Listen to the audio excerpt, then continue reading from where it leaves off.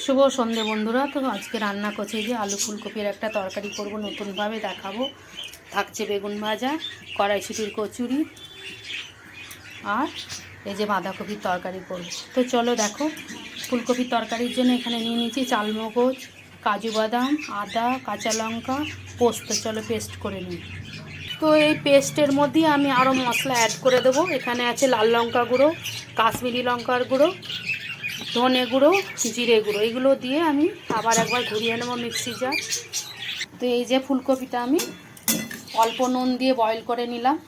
এতে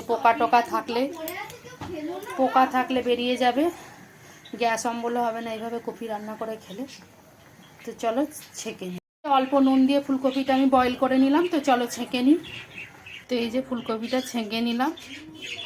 তো চলো দেখতে থাকো। তো মশলাটা আমি বাটির মধ্যে নিয়ে নিয়েছি।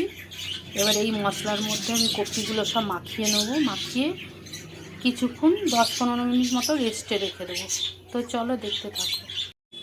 তো অল্প হলুদ মাখিয়ে আমি আলুটা লাল লাল করে ভেজে তুলে নিয়েছি। ওই একই কড়াই আমি সর্ষের তেল দিয়ে দিয়েছি। তাতে আমি দিয়ে দিয়েছি কিছুটা ঘি, কেননা আমি রান্নাটা সর্ষের তেলে করছি। চাইলে আপনারা ঘি এবং সাদা তেলেও করতে পারেন।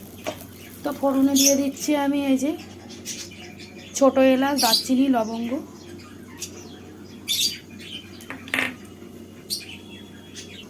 তো তেলটা ফোড়নটা গরম হয়ে গেছে। এবার আমি ফুলকপিটা একে একে মশলা মাখানো ফুলকপিটা ভেজে নেব।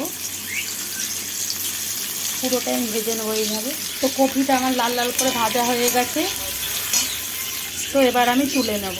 তো দেখো কি সুন্দর লাল লাল করে ভেজে নিয়েছি। এইভাবে ভেজে নিলে কপির কালারটাও খুব সুন্দর হয়।